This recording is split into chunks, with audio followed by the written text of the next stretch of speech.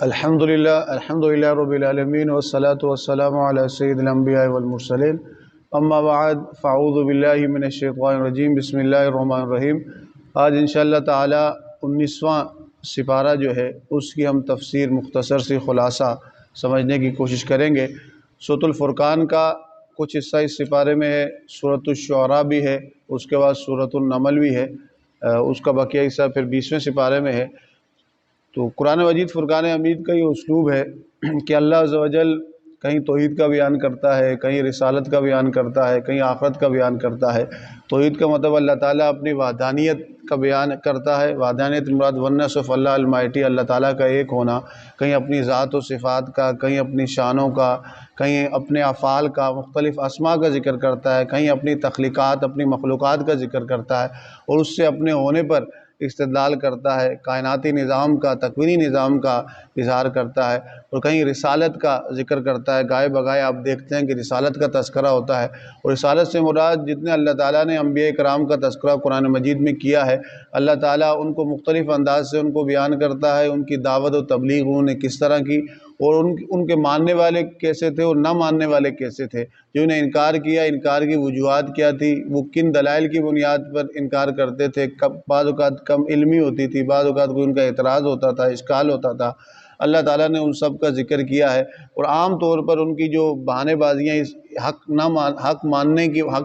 کی وجہ سے جو بہانے وغیرہ کرتے تھے، اللہ تعالیٰ اس کا ذکر فرماتا ہے۔ تو رسالت کے عنوان سے ان موضوعات کا قرآن مجید کے اندر احاطہ کیا جاتا ہے، اور آخرت کا مطلب اس کا جب بیان کیا جاتا ہے تو اس میں وقوع قیامت کب قائم ہوگی، کس طرح ہوگی، منظر کشی کی جاتی ہے، مرنے کے بعد کی زندگی، مرنے کے بعد دوبارہ اٹھنے کا معاملہ، حساب و کتاب، جنت، دوزخ،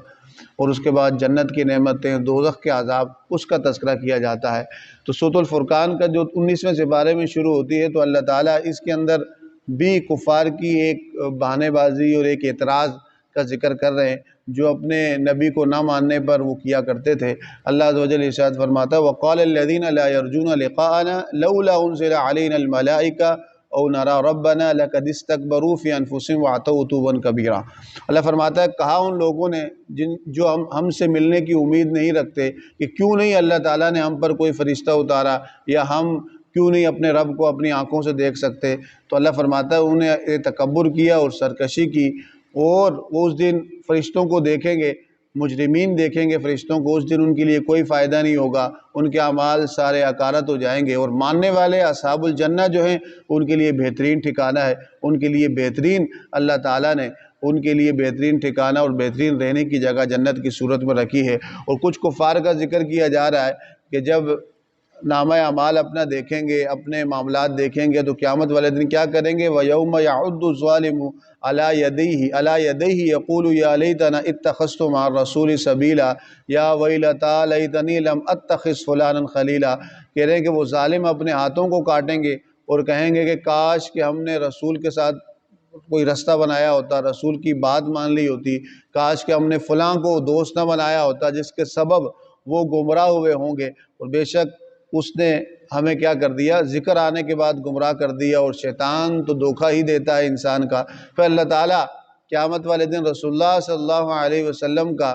وہ شکوہ بیان کریں گے جو اپنی امت کے بارے میں رب کریم کے ساتھ کریں گے، قال الرسول یا ربی ان قومی اتخذوا ھذا القرآن مہجورا، اے میرے رب میری قوم نے اس قرآن کو چھوڑ دیا تھا۔ تو اللہ اب چھوڑنے سے مراد کیا ہے، اس کو پڑھنا نہیں، اس کی تلاوت نہیں کرنی، اس کے حلال اور حرام کو نہیں سیکھنا، اس پر عمل سے دور رہنا، قرآن کی تلاوت، اس پہ عمل کی کوشش نہ کرنا، یہ قرآن کو چھوڑنا ہے، کیونکہ قرآن آیا ہی اسی لیے ہے کہ ہمارے ظاہر باطن کو سنوارے، ہماری ظاہری دنیا کو بھی سنوارے، ہمارے باطن دنیا کو بھی سنوارے، ہمارے عقائد، ہمارے عبادات، ہمارے معاملات، ہمارے اخلاقیات کہ جملہ پہلو ہماری زندگی کا انفرادی حصہ ہو یا اجتماعی حصہ ہو، انڈیویجول حصہ ہو یا کولیکٹیو حصہ ہو، ریاستی معاملات ہوں یا معاشی معاملات ہوں یا معاشرتی معاملات ہوں یا تعلیمی معاملات ہوں، قرآن ان سب کے بارے میں اصول، قواعد ذکر کرتا ہے، حدیث میں اس کی تشریح آتی ہے، عملی نمونہ آتا ہے، سیرت میں اس کی عملی نمونہ آتا ہے۔ پھر کفار کا یہ اعتراض کہ قرآن ایک دم کیوں نہیں نازل ہوا، تو اللہ تعالیٰ جو گریجول طریقے سے قرآن کو ایک تدریجی طور پہ جو ذکر نازل کیا اس کا مقصد بیان کرتے ہوئے ارشاد فرماتا ہے لِنُثَبِّتَ بِهِ فُؤَادَكَ، تاکہ آپ کے دل کو ثابت قدم رکھیں۔ پھر اس کے بعد ذکر کیا جا رہا ہے مختلف اقوام کا کہ جنہوں نے اپنے موسیٰ علیہ السلام کے بارے میں ان کی قوم کا ذکر کیا جا رہا ہے کہ وہ آئے، دعوت کا کام کیا، قوم کو حق کی بات کی، انکار کیا تو ان کے انکار پر ان کی قوم کو عذاب دیا گیا۔ قوم نوح کا تذکرہ ہو رہا ہے، قوم عاد، قوم سمود، اصحاب الرس، رس کہتے ہیں کنویں والے، تو وہ کنویں والے قوموں کا، مختلف قوموں کا اللہ تعالیٰ ذکر فرماتا ہے۔ پھر اللہ تعالیٰ اپنی نعمتوں کا تذکرہ فرماتا ہے، اس سے پہلے فرماتا ہے ارأیت من اتخذ الہہ ہواہ، کیا آپ نے اس بندے کو دیکھا جس نے اپنی خواہش کو خدا بنا دیا، اپنی خواہش کو الہ بنا دیا۔ جب اللہ تعالیٰ کے احکامات کے مقابل میں کو چھوڑ کر جب اپنی خواہش پر عمل کیا جائے گا تو یہ ایسا ہی ہے جیسے اللہ تعالیٰ کو الہ بنانے کے بجائے اپنی خواہش کو الہ بنا دینا۔ پھر اس کے بعد اللہ تعالیٰ فرماتا ہے، اپنی نعمتوں کا ذکر کرتا ہے، فرماتا ہے کہ جعل لکم اللیل لباسا، رات تمہارے لیے ڈھانپنے والی بنائی، نیند کو سونے والے تمہارے لیے راحت کا سامان بنایا، دن کو کام کاج کے لیے بنایا۔ کا بارش آنے سے پہلے جو ہوا چلتی ہے یہ اللہ تعالیٰ بشارت دیتا ہے کہ اس کے بعد بارش آنے والی ہے، اور بارش آ کے مردہ زمین کو زندہ کرتی ہے۔ پھر اللہ فرماتا ہے فَلَا تُطِعِ الْكَافِرِينَ وَجَاهِدْهُمْ بِهِ جِهَادًا كَبِيرًا، کافروں کی اطاعت نہ کریں، ان کے ساتھ جہاد کریں اس کے ذریعے۔ کس کے ذریعے؟ قرآن کے ذریعے، قرآن کے دلائل کے ذریعے، قرآن کے براہین کے ذریعے۔ قرآن نے جو کائناتی حقائق کو بیان کیا ہے، کائناتی حقائق کو بیان کیا ہے یا جو سچائیوں کا بیان کیا ہے، ان کے ذریعے ان کفار کے انکار کا، ان کی بغض اور عداوت کا یا ان کے اشکالات کا آپ رد کریں، جہاد کریں۔ یہ بھی جہاد کی ایک صورت ہے کہ جہاد بالقرآن، جہاد بالاموال ہوتا ہے، بالنفس ہوتا ہے، اور جہاد بالقرآن ہے۔ اللہ فرماتا ہے وہی اس نے دو سمندروں کو ملایا، ایک سمندر اس میں بہت زیادہ میٹھا ہے، دوسرا کیا ہے اس میں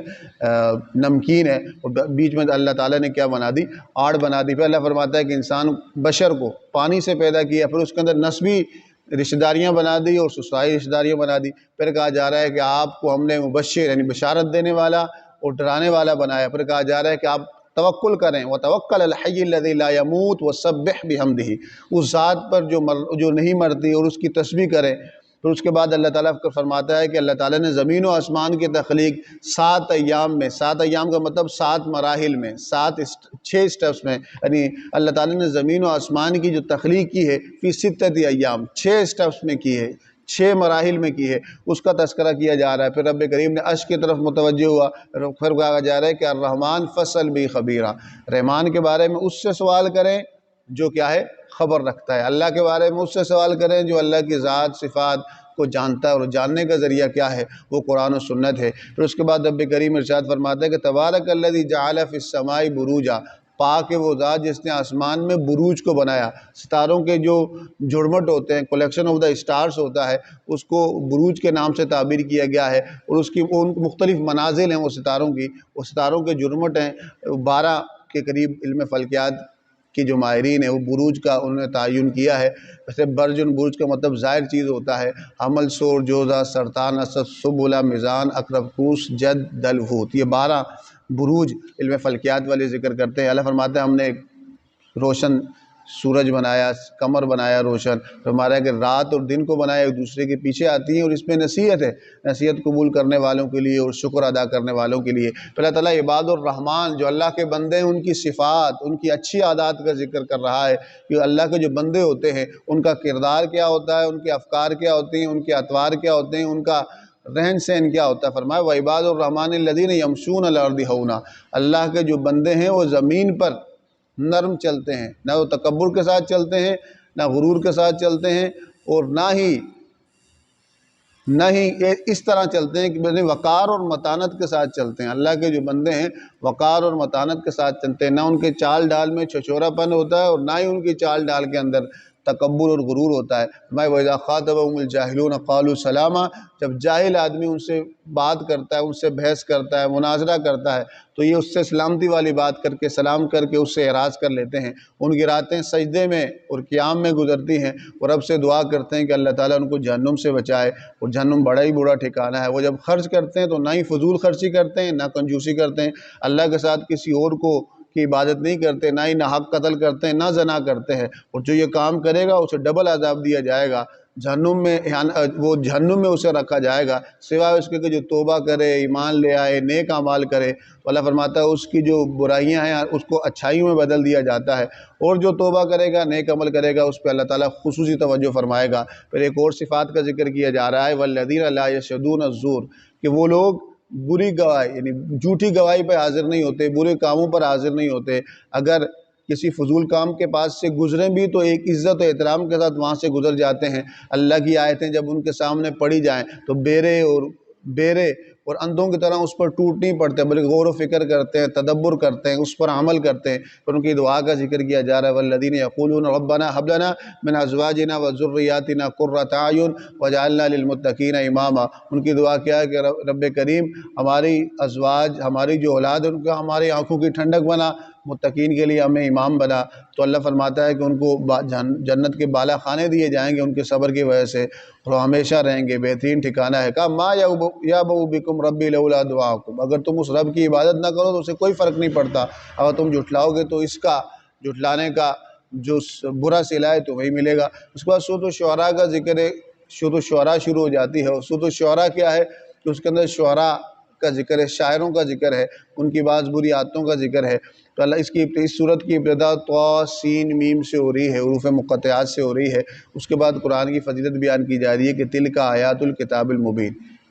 یہ مبین کتاب کی آیتیں ہیں۔ لعلک باخع نفسک الا یکونوا مؤمنین، حضور کو کہا جا رہا ہے، تسلی دی جا رہی ہے کہ آپ وہ ایمان نہیں لائیں گے، اس پر آپ اپنے آپ کو شاید ہلاک نہ کر دیں۔ آپ ان کے غم میں اتنے مبتلا ہیں، آپ ان کو دعوت و تبلیغ کا کام کرتے ہیں لیکن وہ حق قبول نہیں کرتے، ایمان نہیں لاتے، اس پہ آپ بڑے دکھ کا اظہار کرتے ہیں۔ پھر آگے اللہ تعالیٰ موسیٰ علیہ السلام کا واقعہ بیان کر رہا ہے کہ وہ جب فرعون کو دعوت دینے کے لیے کہ ان کے ساتھ ان کا بھائی بھی تھا، تو فرعون نے اپنی نعمت کا احسان جتانے کے لیے کہا کہ میں نے تم پر یہ احسان کیا، تمہیں پالا پوسا، تم نے جو ہے ایک بندے کو کے ساتھ زیادتی کی، مکہ مارا، وہ مر گیا۔ فرعون نے کہا کہ تم نے مجھ پر نعمت کی ہے، کیا یہ بھی نعمت ہے کہ میری پوری قوم کو تم نے اپنا غلام بنا دیا، ظلم و ستم کے پہاڑ توڑ دیا آپ نے فرعون کو کہا۔ تو پھر سوال و جواب ہے، یہاں قصے کے اندر فرعون سوال کر رہا ہے کہ ما رب العالمین، انا ربکم الاعلیٰ، تو میں ہوں، میں ان کو کھلاتا پلاتا ہوں، میں ان کا رب ہوں، رب العالمین کون ہے؟ تو فرعون کے اس سوال کا جواب دے رہے ہیں کہ رب السماوات والارض وما بینہما، زمین و آسمان اور اس میں جو کچھ ہے سب کا یہ رب ہے۔ تو فرعون نے اپنے ارد گرد لوگوں کو کہا کہ وہ تمہارا رب بھی ہے، تمہارے آبا کا رب بھی ہے، یہ جو رسول جو بھیجا گیا ہے موسیٰ علیہ السلام کے بارے میں کہا کہ مجنون ہے۔ تو آپ موسیٰ علیہ السلام نے اس کی بات کا کوئی جواب نہیں دیا، آپ رب کا تعارف کراتے رہے، رب المشرقی والمغربی وما بینہما۔ تو فرعون نے پھر اعتراض کیا، تو آپ نے پھر اپنی نشانیاں بتائی، اللہ تعالیٰ نے جو آپ کو معجزات دیے تھے اس کا تذکرہ کیا گیا۔ پھر اس کے بعد اس نے جو پرانا واقعہ ہے کہ پھر اس نے اپنے جادوگروں کو بلایا، پھر موسیٰ علیہ السلام نے اپنے معجزے کا اظہار کیا، سارے جادوگر ایمان لے آئے، تو پھر اس نے اپنے جادوگروں کو دھمکیاں دی، تو اللہ تعالیٰ نے بعد میں موسیٰ علیہ السلام کی قوم کو بچا دیا، فرعون تباہ ہو گیا۔ پھر اس کے بعد آگے نوح علیہ السلام کی قوم کا ذکر ہے کہ آپ نے بھی دعوت کا کام کیا، دعوت دی ایمان کی طرف۔ ابراہیم علیہ السلام کا ذکر ہے، ابراہیم علیہ السلام نے جو ہے جب بتوں کے پجاریوں کو منع کیا تو انہیں کہا کہ ایک کام کرتے ہوئے ہم نے اپنے آبا کو پایا ہے، آبا برا کام کریں تب بھی برا ہے، اچھا کام کریں تب ان کو فالو کیا جائے گا۔ تو پھر آپ نے اپنے رب کا تعارف فرمایا کہ الذی خلقنی فہو یہدین، وہی ہے جس نے مجھے پیدا کیا، مجھے ہدایت دی، وہی ہے مجھے کھلاتا ہے، وہی مجھے پلاتا ہے، وَإِذَا مَرِضْتُ فَهُوَ يَشْفِينِ، وہی جب میں بیمار ہو جاتا ہوں تو وہی مجھے شفا دیتا ہے، وَالَّذِي يُمِيتُنِي ثُمَّ يُحْيِينِ، وہی ہے جو مجھے موت دے گا، جس نے مجھے زندگی دیتا ہے، اور میں اس سے امید رکھتا ہوں کہ وہ میری خطاؤں کو معاف کرے گا۔ آپ کی دعا کا ذکر ہے، رب هب لی حکما والحقنی بالصالحین، رب کریم مجھے حکمت عطا فرما اور نیکوں کی سنگت میں رکھ۔ نبی بھی نیکوں کی سنگت مانگ رہے، اچھوں کی صحبت مانگ رہے، اچھوں کی کمپنی مانگ رہے ہیں، کیونکہ اچھوں کی صحبت بندے کے اندر نکھار لاتی ہے، نبی تو ویسے ہی نکھرا ہوا ہوتا ہے۔ یہ امت کے لیے تلقین ہے کہ امتی جو ہے، جو اللہ نبی کے ماننے والے ہیں، وہ یہ دعا مانگے کہ ہمیں نیکوں کی سنگت میں رکھ، زندگی میں بھی اور مرنے کے بعد بھی۔ وَاجْعَلْ لِي لِسَانَ صِدْقٍ فِي الْآخِرِينَ، تو اللہ تعالیٰ مجھے بنا دے سچی زبان، بعض والے لوگوں میں میرا نام یعنی بعض والے لوگوں میں میرا تذکرہ اچھے الفاظ میں ہو۔ تو ابھی تک سیدنا ابراہیم علیہ السلام کا تذکرہ اچھے الفاظ میں ہوتا ہے۔ وَاجْعَلْنِی مِن وَرَثَةِ جَنَّاتِ النَّعِیم، جنت نعیم کا مجھے وارث بنا دے۔ رب کریم آخرت کے دن مجھے تو جو ہے شرمندہ نہ کرنا۔ اللہ فرماتا ہے اس دن کسی کا مال، کوئی بچے کام نہیں آئیں گے، الا من اتى اللہ بقلب سلیم، سوائے اس بندے کے جو اللہ کے پاس سلامتی والا دل لے کر آیا، جس میں ایمان ہوگا، جس میں اچھا عقیدہ ہوگا، جس میں خیرخواہی کا جذبہ ہوگا، نبی پر ایمان اپنے کردار کے لحاظ سے جو اعلیٰ ہوگا۔ کہا جنت متقین کے لیے کر دی گئی اور جہنم جو ہے غاوین کے لیے کر دی گئی، آگے کر دی گئی، ظاہر کر دی گئی۔ پھر اس کے بعد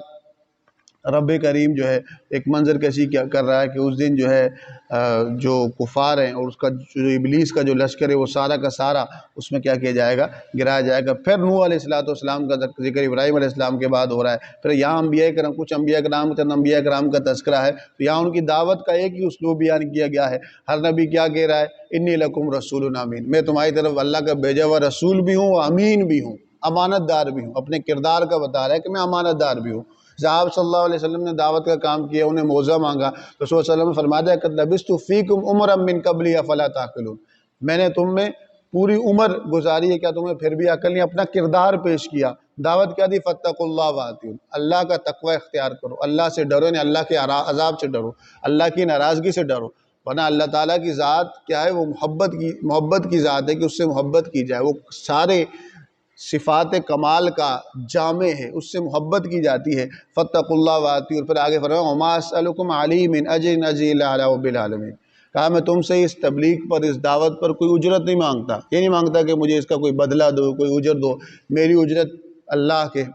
ہاتھ میں، رب کریم اپنے حساب سے دے گا۔ تو پھر آگے ان کی قوم نے آپ کو انکار کیا تو آپ وہ عذاب کا شکار ہوئے۔ پھر قوم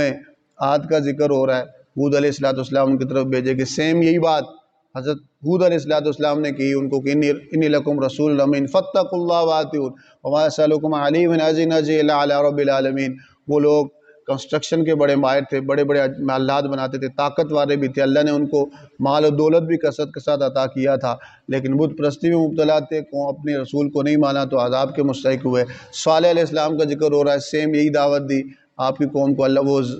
زراعت کیا کرتے تھے، پہاڑوں کے اندر گھر بنایا کرتے تھے، لیکن انکار کیا اللہ کے معجزے کا، جو ناقۃ اللہ تھی اس کو مار دیا، وہ بھی عذاب کا شکار ہوئے۔ قوم لوط کا ذکر ہو رہا ہے، وہ بھی اپنی بری حرکتوں کی وجہ سے جب نبی کی دعوت نہیں مانی عذاب کا شکار ہوئے۔ ان کی زوجہ بھی کافرہ تھی، وہ بھی عذاب کا شکار ہوئی۔ اس کے بعد شعیب علیہ السلام کا ذکر ہے، وہ اصحاب مدین کی طرف، وہ اصحاب الایکہ درختوں والے لوگ ان کی طرف تھے، دو قوموں کی طرف آپ مبعوث ہوئے تھے، مفسرین فرماتے ہیں، تو ان کو بھی طرف بھی آپ نے دعوت دی، لیکن وہ ناپ تول میں کمی کیا کرتے تھے، انہوں نے آپ کی بات نہیں مانی، وہ بھی عذاب کا شکار ہوئے۔ اللہ فرماتا ہے نزل بی وَإِنَّهُ لَتَنزِيلُ رَبِّ الْعَالَمِينَ نزل بی روح الامین علی قلبک لتکون من المنذرین بلسان عربی مبین، یہ قرآن رب العالمین کی طرف سے نازل ہوا، روح الامین لے کر آئے، آپ کے دل پر اترا تاکہ آپ ڈرانے والے بن جائیں، عربی زبان میں یہ اترا ہے۔ پھر اس کے بعد رب کریم کا آپ کو کہتا ہے وَانذِرْ عَشِيرَتَكَ الْأَقْرَبِينَ، اپنے قریبی لوگ جو ہیں ان کو آپ ڈرائیں جہنم کے عذاب سے، اللہ کے ناراضگی سے آپ ڈرائیں۔ پھر کہا جا رہا ہے کہ تمہیں نہ بتاؤں کہ شیطان کس پر نازل ہوتا ہے، تنزل علی کل افاک اسیم، شیطان ہر اس بندے پر داخل ہوتا ہے جو جھوٹی تہمت لگاتا ہے اور گناہ کرتا ہے۔ پھر شعراء کی بات ہو رہی ہے کہ ان کی اتباع تو گمراہ لوگ ہی کرتے ہیں، وہ ہر وادیوں میں پھرتے ہیں کیونکہ تخیلاتی دنیا میں رہتے ہیں، مبالغہ آمیزی کرتے ہیں، غلو کرتے ہیں کسی بات کو بیان کرنے میں، وہ ایسی باتیں کرتے ہیں جس پر عمل نہیں کرتے۔ جب یہ آیتیں اتری تو آپ صلی اللہ علیہ وسلم کے جو شعراء تھے، مسلمان شعراء تھے، حضرت حسان ہو گیا، کعب بن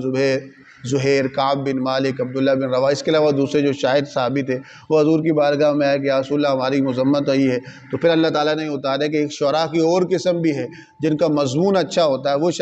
وہ شعراء جو کفر کی شاعری کرتے ہیں، فسق و فجور کی، شرک کی، بری باتوں کی، بری کاموں کی ان کی مذمت کی گئی، اور وہ شعراء جو اپنے اس فن کا اظہار اچھے کام کے لیے کرتے ہیں، ایمان والے ہیں، نیک اعمال والے ہیں، کثرت کے ساتھ اللہ کا ذکر کر کے ان کی تعریف کی گئی۔ اس کے بعد سورۃ النمل ہے، اور نمل کا مطلب چونٹی ہے، کیونکہ اس میں سیدنا سلیمان علیہ السلام اور نمل چونٹی کا واقعہ، تو اسی نسبت سے اس سورت کو نمل کہا جاتا ہے۔ اس سورت کے اندر رب کریم ابتدا فرما رہے ہیں طاسین، حروف مقطعات سے کہ تلک آیات القرآن و کتاب مبین، یہ قرآن کی آیتیں اور کتاب مبین ہے، ھدی و بشریٰ للمؤمنین، ہدایت ہے اور بشارت ہے مومنین کے لیے۔ مومنین کون ہیں؟ الذین یقیمون الصلاۃ و یؤتون الزکوٰۃ وهم بالآخرۃ هم یوقنون،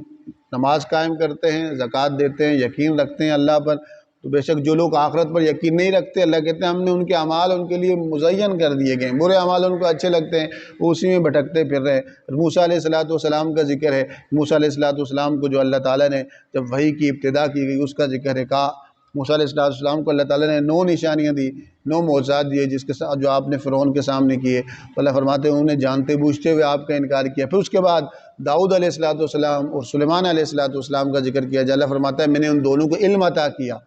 وہ دونوں علم عطا کیا تو انہیں اللہ کا شکر ادا کیا، الحمدللہ الذی فضلنا علی کثیر من عباد المؤمنین۔ اللہ فرماتے ہیں ہم نے سلیمان کو داؤد کا وارث بنایا، اور سلیمان کو جو ہے ہم نے پرندوں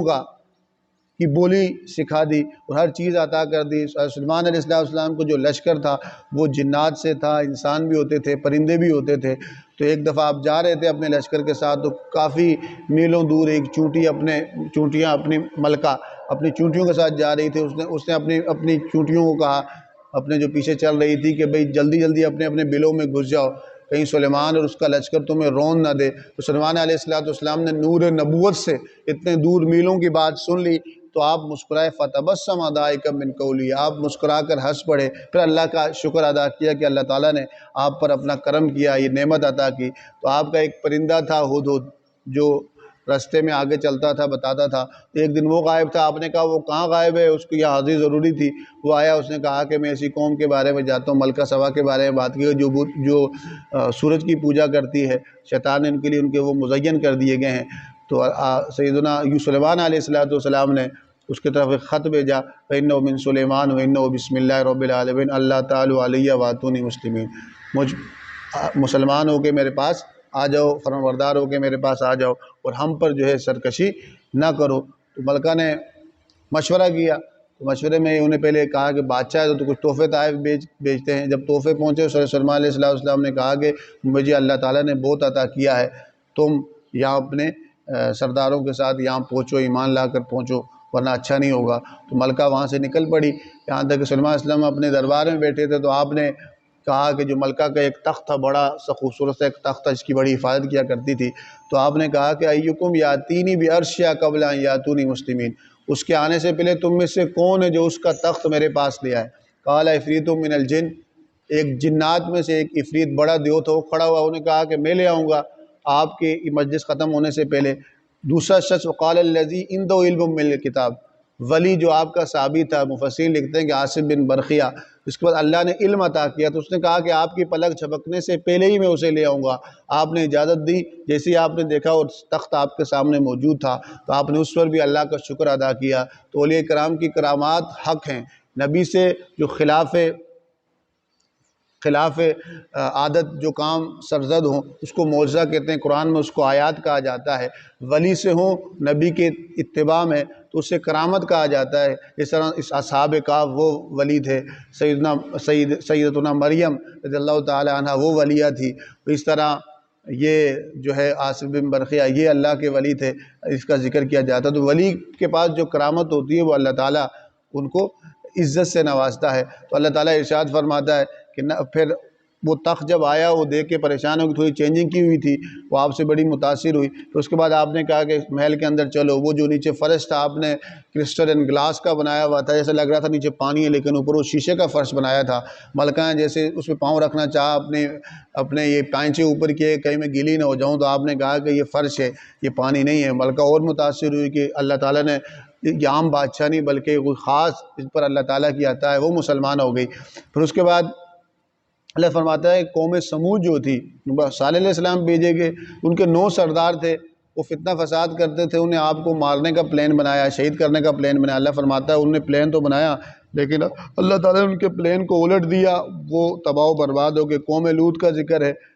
فحاشی کی غیر فطری طریقے سے اپنی خواہش پورے کرنے کی کوشش کی، تباہ و برباد ہو گئے۔ تو اللہ تعالیٰ فرماتا ہے کہ اللہ تعالیٰ نے قوم لوط کو اور ان کے گھر والوں کو بچا کے رکھا، سوائے ان کی بیوی کے، چونکہ وہ کافرہ تھی، وہ پیچھے رہی، اور ان کی قوم کو دردناک عذاب دیا گیا۔ یہ واقعات ہمارے لیے کیا ہیں؟ ہمارے لیے عبرت ہیں، نصیحت ہیں، تاکہ جن قوموں نے جو